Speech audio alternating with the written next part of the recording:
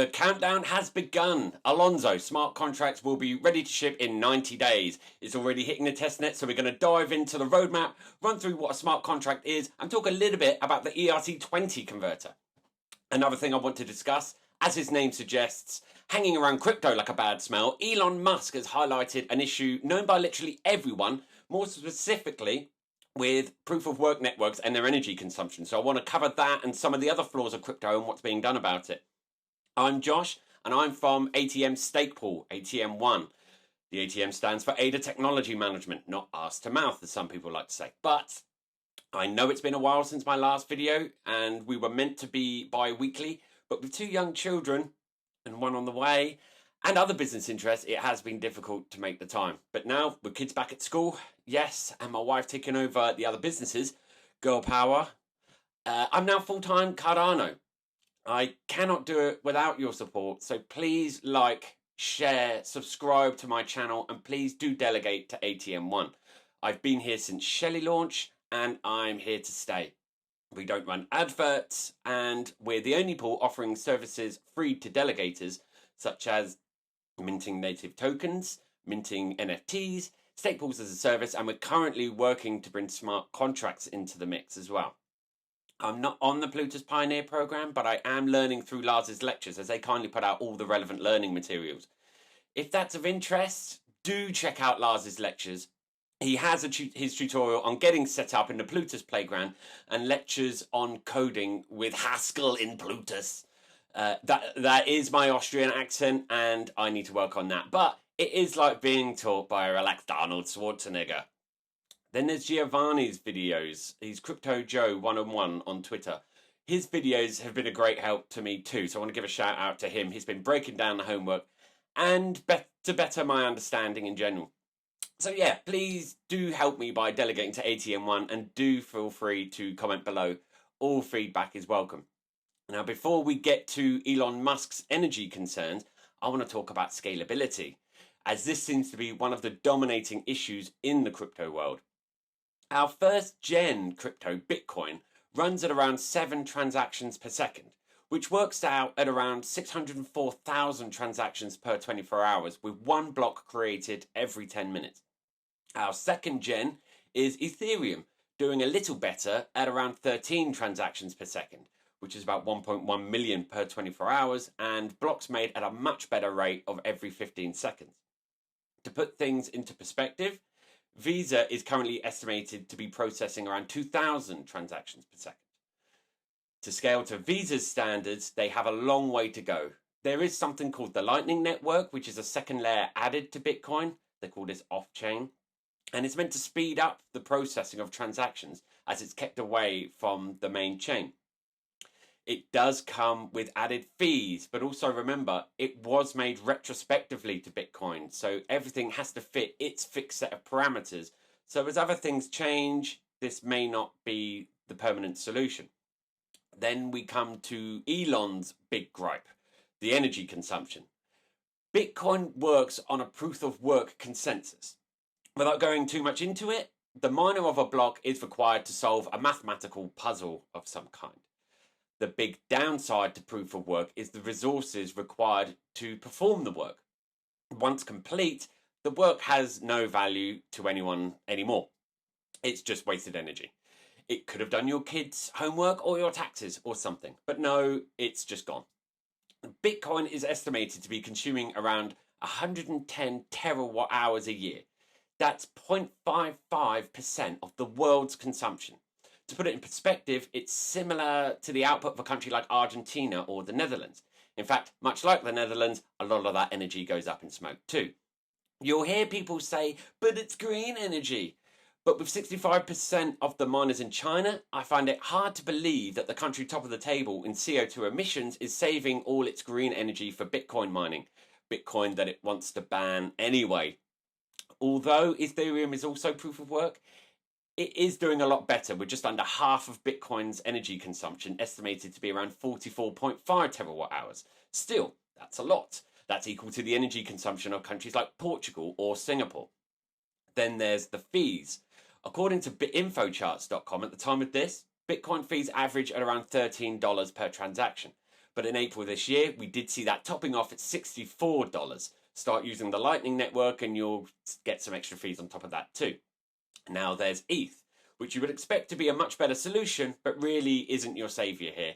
With an average of $10, it's not the best saving, and it did also see a big rise in times of congestion, hitting at around $65. And this is just the native token. Going further with the Ethereum network, I need to mention the ERC20 and the ERC721 tokens. For those who don't know, ERC20 is your typical token and the ERC721 is more like the NFT side of things. But let's stick with the ERC20. An ERC20 token is not like ETH. Each token is created or minted by a smart contract that tracks the balances, etc. In an ERC20 token environment, transferring tokens requires the execution of a smart contract, which carries an execution fee, gas. As the network gets congested, these fees rise. To their credit, it was released in 2015, and it's the first standard of token on a blockchain.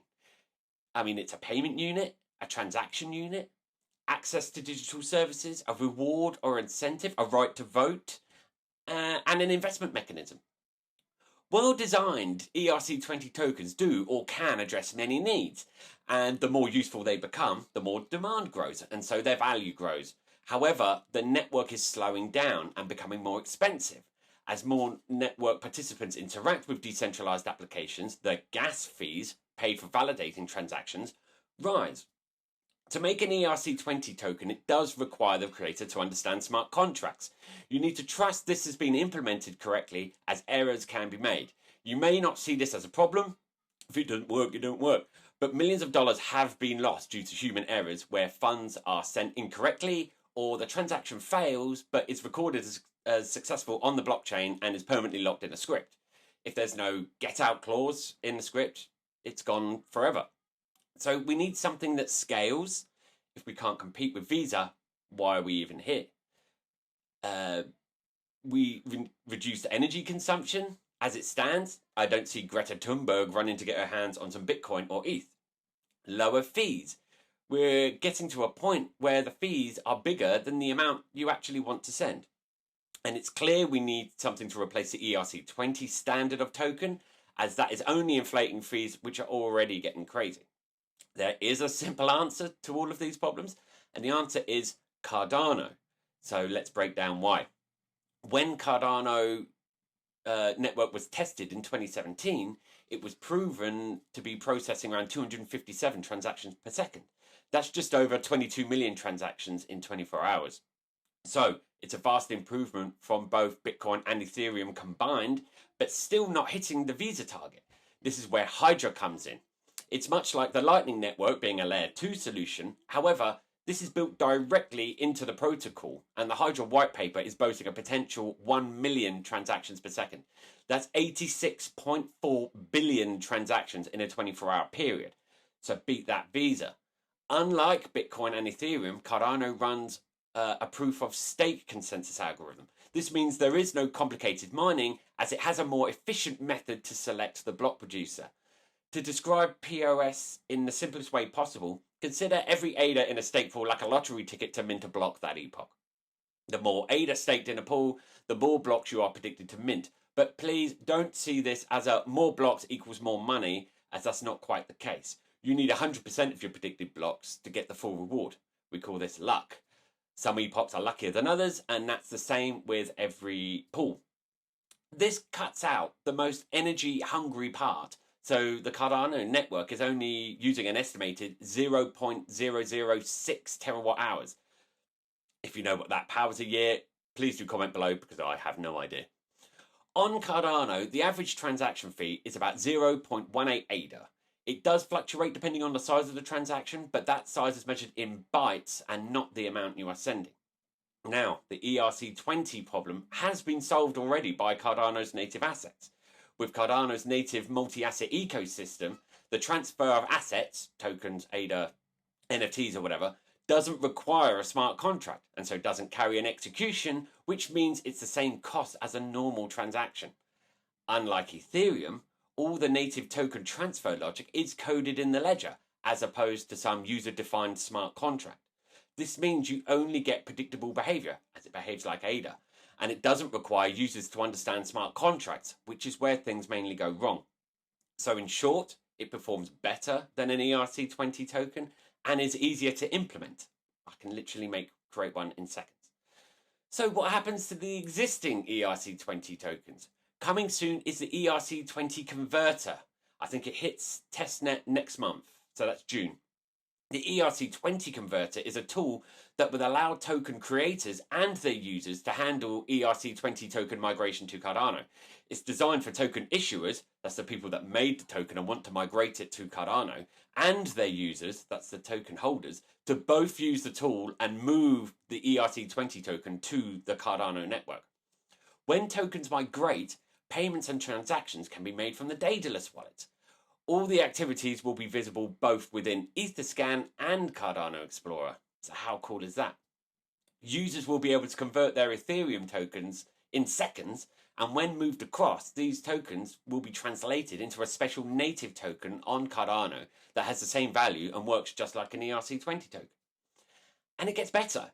If the user wishes, they can move their tokens back to the source network by burning them on Cardano. So the door swings both ways, like in Ghostbusters. But this feature won't be available until after the Alonzo hard fork, so you need to wait for that. This is why Cardano is becoming so big. It is solving all the problems in crypto, and people are waking up to that. Cardano does have its naysayers. Generally, when smart contracts? Well, we have that answer now, motherfudders. Late August, early September is the plan. If it takes longer, that's fine by me too, because it is important we get it right. But Ethereum already has smart contracts. What do we need Cardano for? The fact that we can create native tokens that behave just like ADA and do everything an ERC20 token does and more, we've already cut out the need for a smart contract there. The thing is, ETH is designed to only work with Solidity, so that's Ethereum's smart contract language, and Solidity cannot be ported to work with a different language. I think it's something to do with it not being a formally verifiable language. Don't quote me on that, but it's basically Solidity or nothing. Cardano smart contracts, and Cardano itself, is built using Haskell, which can make multiple languages convert into Haskell through K-framework. Charles did a great video called The Island, the Ocean and the Pond, and he demonstrates how we will incorporate different languages and demonstrated the whole landscape. So what we have coming is this diverse platform that is open to people with a varied range of skill sets, all able to build and contribute to making smart contracts on Cardano. Once smart contracts are live, Ethereum, in my view, will be the ghost chain, outdated and defunct. I'm sure it will hold some value for a while, but we're entering the era of third generation crypto. Alonzo will be rolled out in color-coded stages. We start in blue, which is now, and is open to just a small group to test the network. Then we go into white. This is basically just widening the scope really and opening things up a lot more. And then we go to purple. And this is basically it. It's open to everyone, including you and me. And there are some small stages afterwards, but the emphasis is really on purple. For those who have no idea what a smart contract is or what smart contracts can do, in Lars's first lecture, he demonstrated one of his scripts. So with a smart contract, he created a script that behaved like an NFT auction. So the script was given a token, a reserve, and a time limit. When a wallet bids, they pay ADA to the script. If you are the highest bidder, your ADA is locked in the script until the auction's complete. If it didn't meet the reserve, or wasn't the highest bid, or was subsequently outbid, the ADA is returned to its originator.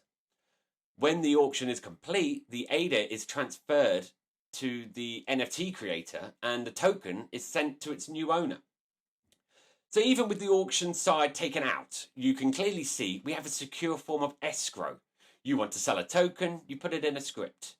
If you don't receive the ADA for it, you just take it back. If it completes, you get paid and the token is sent to its rightful owner. So it creates trust in transactions with people you do not know. And I'm excited to see what smart contracts will be coming out. With a more diverse set of creators, we could see some real innovation that we just cannot comprehend right now. So basically, Cardano is scalable, energy efficient, lower fees, removes the need for the outdated ERC20 token whilst welcoming them in too, and has smart contracts that are open to a wide variety of creator.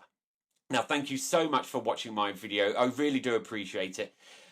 Please do like, share, and delegate to ATM1. Subscribe to my channel and do leave comments. And I'll be back soon with some more news and updates.